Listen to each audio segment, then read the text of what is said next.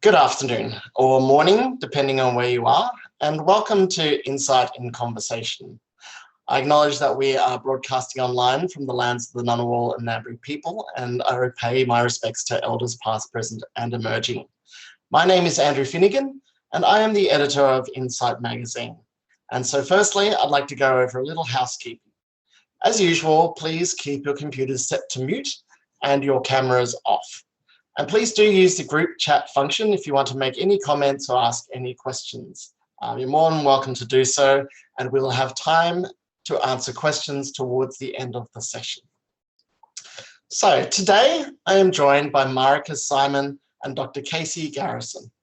Marika is a teacher librarian at Fort Street Public School and graduated from Charles Sturt University in 2020, where she also received the University Medal, which is awarded for outstanding academic achievement. Kasey Garrison is a senior lecturer in the School of Information Studies at Charles Sturt University, where she is part of the teacher librarianship team and also the coordinator of the Children's Librarian Specialisation. So today's conversation follows on from an interview that I had with Marika for the cover story in the recent issue of INCITE. And we chatted about a lot of things, and unfortunately, a lot of it couldn't fit into the article, but we had a really good chat, and I felt that this was the perfect opportunity to explore some of these issues a little bit further and invite Kasey along to bring some additional insight from the coursework side of things. So can we make them both very welcome, Marika and Kasey. So, firstly, Marika, congratulations on completing your Master of Education in Teacher Librarianship and receiving the University Medal. Or I should say belated congratulations, since now it's almost a year since you graduated. And graduations can be a great way to celebrate this milestone alongside colleagues that you've built relationships with over some time. But in this case, timing was obviously an issue. So how did the pandemic affect this experience for you? And were you able to find ways to connect with colleagues and mark the occasion anyway? Thanks, Andrew. Thank you for the congratulations and for understanding the traumas of not being able to go and have that big celebration and official marking of all that hard work. Yeah, the pandemic really got in the way. I was really looking forward to going and, being able to take that step in public and meet more of my lecturers and people in the course administration office and things like that. Especially, and I don't think I mentioned this when we talked before, as I hadn't attended my graduation ceremony when I got my Master's of Teaching 20 years ago. So I was, it was really difficult, but, so much so that when the first graduation was canceled, I put myself in line for the second potential one, but that didn't happen either. So, but I had friends who I made through the course, and we definitely celebrated virtually. We, put things up and received congratulations back and forth. And I have a really close friend who, I was able to meet with in person and share some, celebratory drinks or something with. But and my family also were very supportive in my finding multiple occasions to celebrate my graduation as each different piece of information came in. Oh, well, best to take advantage of every opportunity to celebrate. Kasey, from your side of things, COVID-19 definitely turned the academic world upside down. And given that CSU's library and information studies courses are predominantly online already, what were the elements that you still needed to adapt, such as the residential school and graduation ceremonies? And how did you handle those? Yeah, thanks, Andrew. We did, as you said, we are totally online. So we didn't have to change too much. We kind of had a leg up on some of the other courses in our university. But the few times we do meet with students like residential school and graduation, we did have to cancel those. And such a bummer, especially graduation in particular is just such an exciting time for us and for the students. It's one of the only times we see students in person. So we usually have a get together in Wauga, and you know, if it's in December, we complain about the weather and have a few drinks and just celebrate together. So we really were missing out on that. And especially with Marika's awesome achievement, because it's not every year that one of our students wins the university medal. So that was super exciting. But yeah, disappointing we couldn't share that in person. Now, another area we had to pivot a bit was our workplace learning, which as many of you know, because I'm recognizing a lot of student names on the participant list, we have study visits in person where we go, basically, I call them a field trip. So, or like an excursion where we meet our students in a capital city or even in an international city. This year we were meant to, or last year we were meant to go to London. This year we're going to go to New York and tour different libraries. So we had to change that, as well as our placement subjects, since a lot of places were closed or couldn't take students in. But I do want to take this opportunity to really thank the field, because of that, we put a big call out to everyone to see what they could support our students with virtually. And we just had such a great outpouring of support from the field to have virtual placements. We now do virtual study visits, or we did some last year. We're going to do 2 this year again. And so having information professionals still connecting via Zoom, it's not ideal with the face-to-face format, but there's a lot of things that aren't really ideal these days. And I think that we're really making the most out of it, and our students and support from the field, we're just really thankful for that, and for everyone stepping up there. I'm aware that from the ALIA side of things, liaising with students, we often hear, sometimes there's a little bit of the challenges around attending things like study visits and placements. With, I guess, the increased flexibility of the virtual world, do you think there are aspects that you'll keep once we get back to a post-COVID situation? Yeah, definitely. And we have a lot of students overseas, and often they would have to arrange their own study visits. And that can be a lot of admin and logistics to work through. Our students living in more remote areas, or, running a household or a farm or something, and not being able to really take that time off. I think it's given us some new opportunities that we will definitely continue in the future. Wonderful. So one thing that I read your bios, and one thing that you both have in common is that you were both qualified as teachers in the US before coming to Australia. So I'm curious to know, what are some of the fundamental differences that people might not know about schools and school libraries, and how they work in the US versus Australia? So I'll jump in first. My experience, interestingly enough, is I did my training in the US. So I did prac in different schools, and I'm primary teacher trained. But I never actually worked in a school library in that time. And I actually didn't work professionally as a teacher in the United States. But coming from that training background, where I got my master's of teaching in Boston, the sort of ethos behind the teaching and the philosophies of teaching were very similar between what I was learning in the United States and what I saw in practice in Australia when I first came about 20 years ago. But I hadn't really encountered the school library thing, so I will turn over school library conversation to Kasey. Yeah, and I'm kind of the opposite of Marika, because I have done I did my schooling and my teaching experience and school library experience is in the US, but then I came here as an academic, so I've never actually taught in a school library in Australia. But yeah, I think that they're similar in a lot of ways. So in the US, we do say school librarian. We don't say teacher librarian. The Canadians say teacher librarian, which I think it is a really great term, just putting the teaching bit first, right? But things are quite similar. It's very state-based. So the presence of teacher librarians are bigger in some states than others.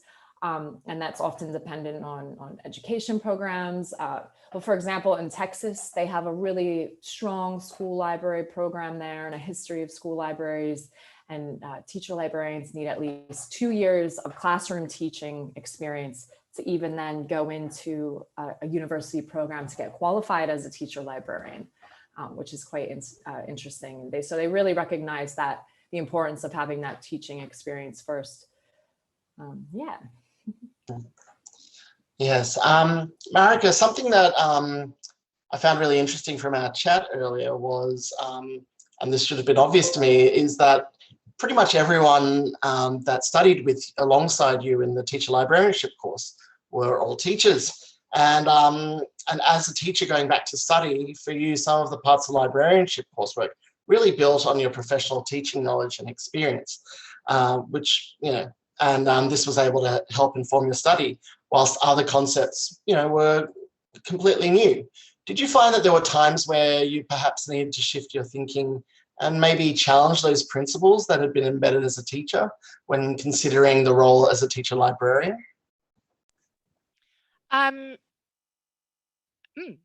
You phrased it slightly differently than when we spoke earlier, and now my brain's like going, ooh, that's an interesting spin on that. Put you on the spot. I think that there definitely is a shifting of gears from moving from being a teacher to a teacher librarian. And definitely even from what happens often is a teacher getting put as a temporary time into the library to do what should be the teacher librarian's role. And I think that, yeah, thinking not only about the teaching and the borrowing and things like that, but also managing the collection and the resources. So you sort of have a narrowing of focus in your teaching, being primary trained. I'm not teaching from maths to history to sport to English, but really focusing in mostly on English-based and research-based subjects. But I'm responsible for looking at resourcing the school's library for the entire curriculum, both on the student level and for staff to resource. So yeah, it was a challenge to kind of take on the multifaceted nature of the role and to look at giving each area enough focus, yeah, and finding the right balance. And that's first of all in studying, and then moving into the role practically to find that right balance of teacher, of librarian, of collection, of administration, to really do the best job I can. Thank you. Kasey, looking at things more from the coursework side of things, you teach students who are both enrolled in the Master of Education, Teacher Librarianship, which is made up of qualified teachers, but at the same time, you also teach students who are in the Bachelor and Master of Information Studies who would have come from very different backgrounds. And so I was wondering, can you share any observations about some of the study behaviours or attitudes from your students from each of these areas, and if there were anything they had in common or perhaps what they did differently? Yeah, that's an interesting question, Andrew, because they are quite different. And we talk about this sometimes in the school because not everyone teaches the teacher librarians. But yeah, so I find that the background of the teacher librarian students as teachers makes them different students. So, you know, they know about curriculum and they know about teaching strategies, so they can really use that to their advantage as students and utilize those kind of study and organization skills that they may encourage their own students to use. I also find that often the TL students, they're really high achievers and they just want to get the HDs. So sometimes you have to be like, it's okay, just try your best in what you can do. Because our teacher librarian students are also quite often working full-time as teachers. Often our master's and bachelor's students of information studies are doing that too, but I find it's a bit more common for the TL students. And so Marika, well, I guess you did a bit of part-time, full-time stuff, but it is quite challenging when you're working full-time and doing the study. And the online study especially, and we talked about this with the bachelor students, just having their first degree being online, really commend them for that work, because you really have to be, as you both know, self-motivated and really driven. And to do that for your first degree is just really commendable. Yeah, I remember I did the CSU course about 12 years ago, and it was interesting because I've just returned to study now, and it's interesting the different attitudes towards online learning that exist now compared to back then. I think back then in a lot of the forums, we were required to post 10 forum posts over 10 weeks or something, and everyone felt like every single post needed to be an articulate essay with full citations and sourcing. And nowadays, I go into similar courses, and it's like going into a Facebook forum where they're really engaging meaningfully with the content, but it's a very much more informal environment, which, on one side you don't have the academic rigor, but on the other side, there's a lot more confidence and comfort in and a feeling of safety in the way they explore those issues. Would you say that was, something that people, maybe it's a generational thing, or maybe it's just, we live in social media now, and so that's just how we interact through all these mediums? Yeah, I think you're right that it's kind of evolved a bit, where online learning used to be quite unique. And I remember when I was still in the US at that time, but when it first came out, and people are thinking, what, you get a degree online? How do you even know it's the actual student? That kind of thing. And now it's just like, yeah, everything's online. That's just how it is. And people are much more used to it. And the discussions are maybe a bit more organic than they used to be, feeling very formal, typing everything in. And now it is being online is such a just part of life. Yeah. That it's a bit more natural.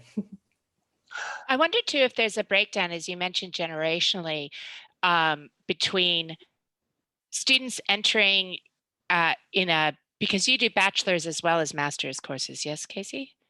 Because with the LIS, has the bachelor's component as well.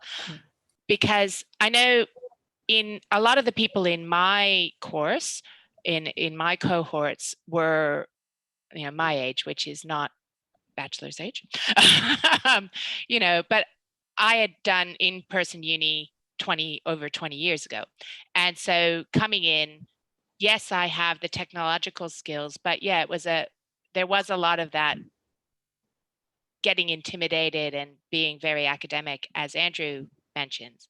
But then I guess because there's more comfort and familiarity with the social media, when someone actually,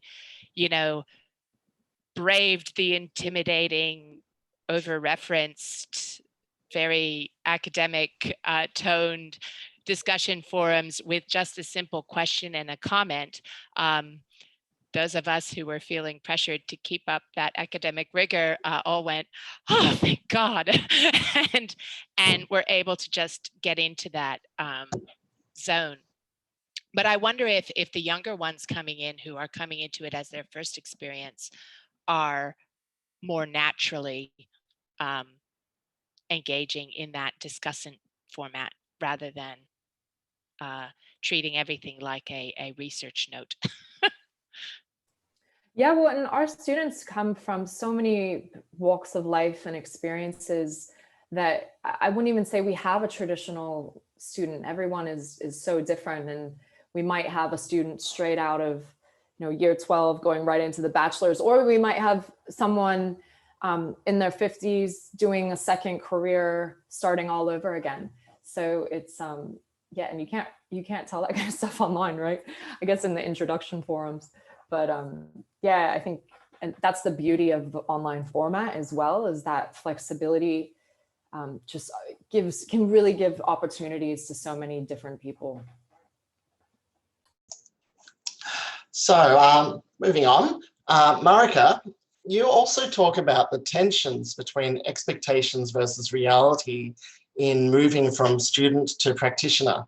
Whilst this is not unique to just the teacher librarian sector or even the library sector, how can we better manage the idea of education as being something that prepares us to work versus education as something that instills us with a sense of best practice so we can enhance the work?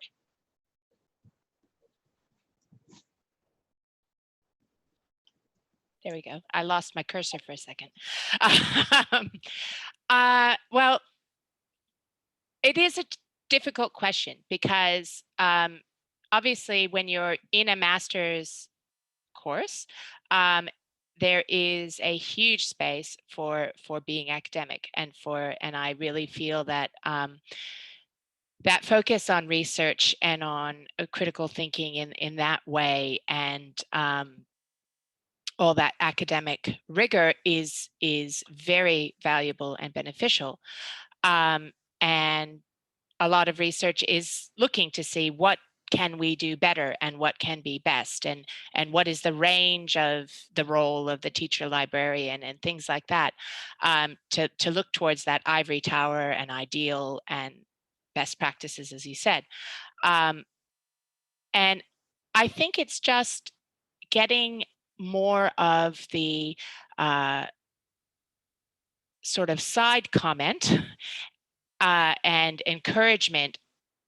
It's odd to call it encouragement, but actually encouragement of the fact that actually real life can be different, and that's okay. And let's think about the academic here, but realize that things may look quite different when you get your boots on the ground, and give that support and have those, because there's a effort to really make assessments, tasks, and things resemble real world documents and real world artifacts. But to clearly state that, this is also about demonstrating what you've learned in your academic context, and don't feel like it has to be exactly what you would use in a practical situation, because then people get tripped up on the fact that, oh, but I would never actually write about selection criteria and which which review journals I consulted to buy this resource. If I were doing it for the teachers in my school, they'd go, what, are you crazy? I don't care. Just tell me what it's about and what I can use it for, And so to clearly say, yes, and that's true, and you're right, and you can't make it both what's going to get you high marks for demonstrating your academic understandings and be exactly what you would use, when day one you step into the school. But that's okay. Give us the academics, and then when you get into the real world, find a way where you can adapt what you've learned to be suitable to your context. And I think just having those conversations, and conversations like here, where people can tune in and listen and go, oh, okay, yeah, I can separate those out, and then I can see the benefit, and I can be freed to do what I can with it. So.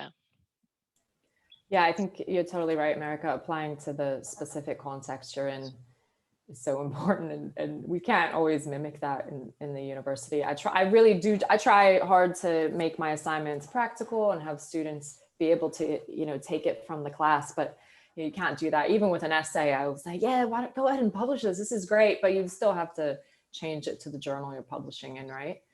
Yeah, and at the end of the day, the variety of what the teacher librarianship role, or for the LIS, of the library and information services organizations roles and thing, the variety is dizzying. And there is no way that you can craft an assignment that will be relevant and practical for everybody and still give you the information you need to know. Because at the end of the day, when you're doing that annotated bibliography that shows that you know how to use selection criteria, the lecturer really needs to know you know how to use selection criteria. So you just have to suck it up and give it to them. Yep. And so we've got time for a few questions. While you're thinking about your questions and popping them in the chat, I'll quickly ask, moving beyond graduation and getting some work experience in the field, what's happening in the world of teacher librarianship research?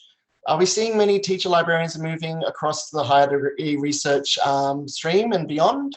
And is there scope for perhaps balancing that in maybe a practitioner researcher kind of direction? Yeah, well, just recently we've started a new graduate certificate program in our faculty, which is meant to be a pathway to the PhD. I think it only takes about a year, maybe 4 classes to complete. And I'm seeing like 4 brand new TL students in that, which is super exciting.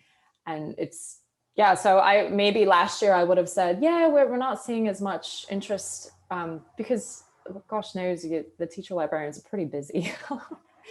And doing research in your own right, in your own libraries, informally or formally, that kind of stuff. But yeah, I'm really excited about the possibilities of these students coming in, and maybe we can start to build a foundation of research and teacher librarianship here in Australia, because it is really important for us to have that, to show the impact and value of the profession to people who might not normally see it, like administrators or, governments that control money and such.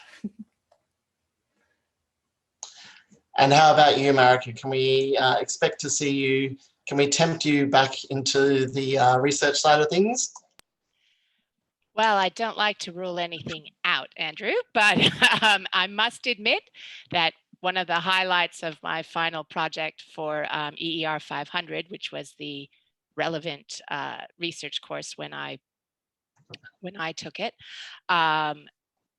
was preparing this wonderful, interesting research proposal, and then knowing that I didn't actually have to go and do it. And especially I didn't have to go and negotiate the bureaucracy about getting the permissions to do it. So I think it all depends on if I still am only 2 and a bit years into being an actual teacher librarian. So as I get my feet under me more in that, if I find that I can, find the time to sneak it in and find, a research question that lights my fire enough to give that time and energy to it, then who knows? Yeah, I think you nailed it when you talk about lighting that fire and getting that curiosity and getting really passionate about an idea that you can explore without feeling like you have to actually commit to the 3 years. But, you got to keep that fire stirring, and one day maybe we'll see you there. Yes, well, I'll start with baby steps and maybe try out an article or 2 somewhere. Keep your eye out. Yes, well, we welcome you back at any time you'd like to come join us again, Marika. Thanks, Dace. Okay, we've got one question, and we'll see how we go with it, from Holly. With the idea of recognising prior knowledge for unqualified people who have been on the ground in libraries for a long time and finally want to get their qualifications, how might that be practically implemented to identify their gaps in knowledge so that they don't feel like they're being taught something they already know, but still can learn the things they might not know yet? Kasey, do you want to tackle that one? Yeah, that's a hard question, Holly. I think because for the type of professional you're talking about, you know, they might have really different experiences in different contexts, kind of like we were talking about earlier with making the jumps from theory to practice in the assessments. It almost seems like it'll have to be an individualized type of, you know, student by student to work through that. And I guess in some ways we do that and look at prior knowledge or prior coursework students have done and give them credit for different courses. But yeah, if they've not had those subjects previously, it'll be hard to determine that kind of stuff. So sorry, I'm not sure. Marika, did you want to weigh in, maybe considering your own experience coming back after 20 years? Yeah, I got a little distracted by Dean's question coming up on the side. So I guess, Holly, yeah, it's really tricky because if you have been on the ground sort of consistently for a while, you are experiencing some of the changes that are happening. So you are, you know, cognizant of that, because I think one of the things I've come across often with people that I know are, say, they've had a teaching degree but haven't been teaching for 10 years, or they had their library qualification, but it was 15, 20 years ago. And the difficulty is that in the academic realm and the practical realm, so much has changed that I'm not speaking from the school side here, but I can just imagine that it's hard for the universities to say, yes, that ticks the same box, because the actual content that they are giving in those courses has moved on with the times a bit. I think you just have, I don't have the institutional answer, and I would guess in a way Kasey doesn't either, because those decisions are often made at a level above the lecturer's pay grade. You know, like it's the administration and course things and the deans and people who make those decisions. But I guess you can't know how much credit they'll give you unless you try it. So, and you're only ever going to be building more time without the qualification if you wait. So I would suggest, you know, if you or someone you know is in that position, jump in and start asking the questions at the university or universities that you're interested in attending, and see what kind of a deal they can make you, you know, see what they're willing to bring to the table to give you that information. So we're pretty much out of time, but I'll ask one quick question, and again, it's a bit of a wicked question, but I think it deserves being asked. It comes from Dean Pitts over in Western Australia, asking about the situation, particularly in regional areas where there seems to be a growing reluctance to employ teacher librarians in school libraries. In the area that he lives in, there are several public schools, and each one of them has employed a teacher as the librarian. Do you think this is because of the lack of awareness and the importance of librarians as a profession, or a lack of funding, perhaps? Maybe, yeah, I'll get you to maybe speculate on that. Yeah, we are seeing that in WA quite a bit, and I think oftentimes in the library profession in general, it just becomes the kind of thing, well, all they have to do is mind the books, right? Like that should be easy enough. Just put someone in there.